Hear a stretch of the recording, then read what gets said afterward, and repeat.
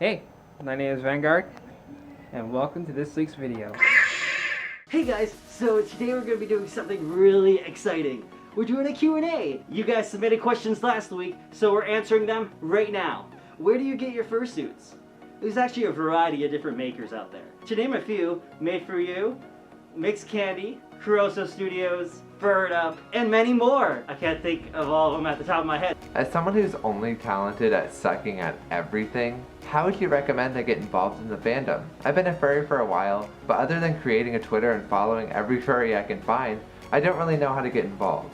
Well, I think the best way for anyone to really get involved is to just be kind of social and really just try to talk to some people and interact with people. You don't need to have any special talent to be a furry. All you really need to do is just, be a furry. If you really want to put yourself out there, the best way to do it is just to talk to some people. Do you have any advice with how to deal with some of the hate furries receive?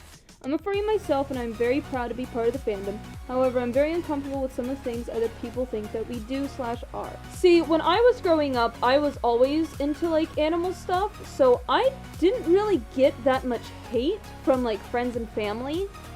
But I'd say that because it is a hobby, and it is just something that you like to do, just like any hobby, if people will hate on you, like friends and stuff, if they will hate on you and won't accept what you like to do for fun, then they're not very good friends. And I would suggest starting to surround yourself with people that appreciate you and are don't really care what you're into and will still be your friend either way and won't make you feel bad for liking something.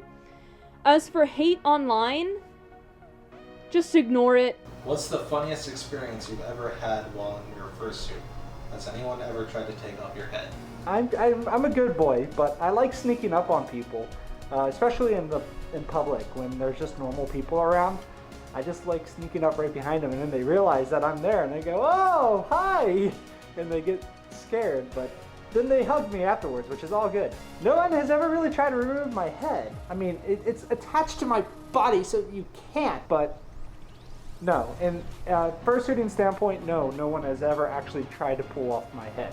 How does being in a fursuit affect your personality when you're in it compared to when you're not in it? To be honest with you, when I'm in a fursuit, I feel like I really am a lot more personable, I'm a lot more energetic, I like to dance, I like to be silly, How else do you get to roll around on the floor and have fun?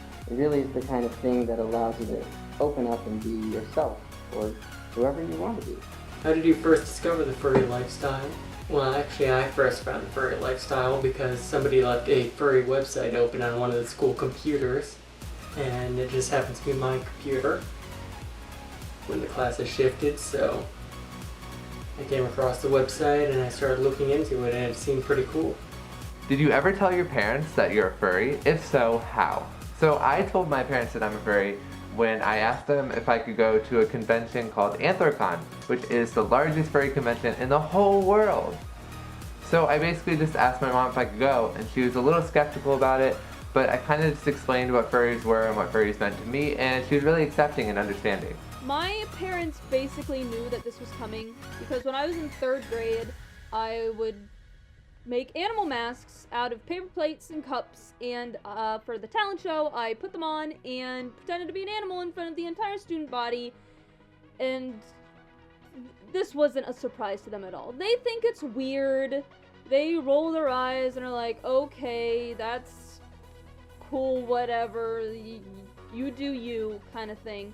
But when I showed them the head that I made and everything, or the artwork that I do, or the videos that I make, they're super impressed and proud of what I do. Well, I didn't actually tell my parents that I was a furry. To be honest with you, my mother was the one who figured it out. She had known about it for quite some time before I actually told her, but she neglected to tell me that was the case because she had talked to someone about it privately, and they had told her that perhaps it would be better to let me grow out of it. And here we are. Of course my parents knew I was a furry. They named me Neko, which is Japanese for a cat. Say, oh look, it's the cat dog. But on a serious standpoint, yes, my mom knew that I was a furry, especially when I surprised her with my fursuit. She really liked the idea and was very supportive. I hadn't really been hanging out with people before then, so it seemed odd to my parents. And so they started asking what the common interest was. When I told them, they didn't seem too keen on it. I started with telling my father, and he insisted I tell my mother. So I did about 2 weeks later, and it kind of led to them fighting, and things were tense for a little while, but eventually they calmed down and kind of listened more to what the fandom is about. Okay, so I told my father during the Dr. Phil episode that came out with Boomer the dog and that other lady. So after those 2 interviews, I'm like, hey, Dad, I like to do that too. He's like, well, that's kind of weird, son. I'm like, yeah, it kind of is. And that was it. He didn't really care. But he's really supportive of it, and it's really, really awesome. Does the furry fandom have a future in other countries? Yeah, I personally think that there's definitely a future, but I really think it depends on the country and the culture of the country, and if they would if that's something that's accepted or things like that. But I know that it's not just in English speaking countries. I know that there's furries in Mexico and in Brazil, so it's definitely there and it's definitely growing. What's the hardest part about creating your own persona?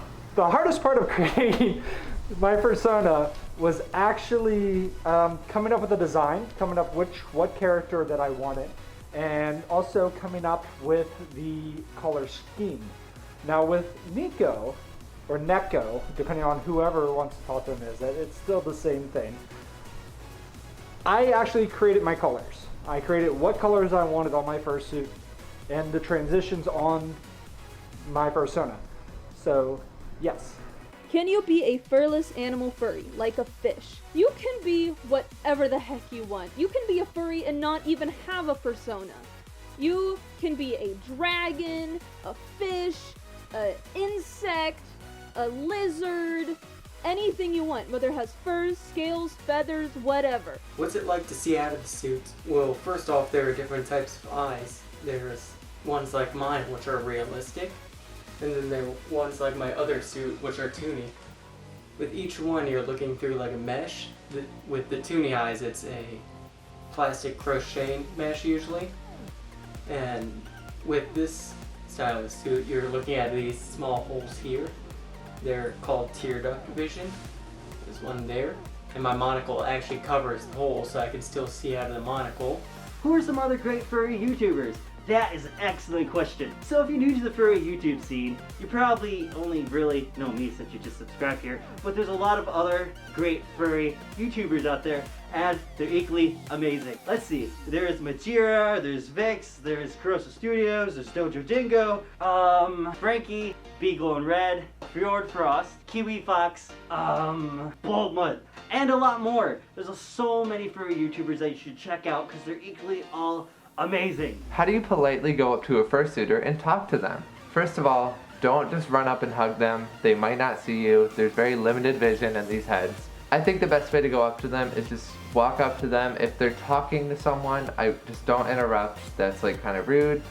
But if they're just standing around, just running around being all jumpy and happy, I think either just walk up to them, and if they don't see you, maybe just politely tap them on the shoulder and say hey. But if they do see you, then there you go, just say hey. How much has your life changed since becoming a furry? How much has my life changed? Oh my god, I'm just a dog. I don't know anything about life. My life has changed quite a bit. I've met some really, really good friends, and some of my best friends as well in the furry fandom. It's a choice that I made myself back when I was actually 13 is when I first kind of found the furry fandom. So I have been in it for quite some time, but as an active standpoint, it is a hobby.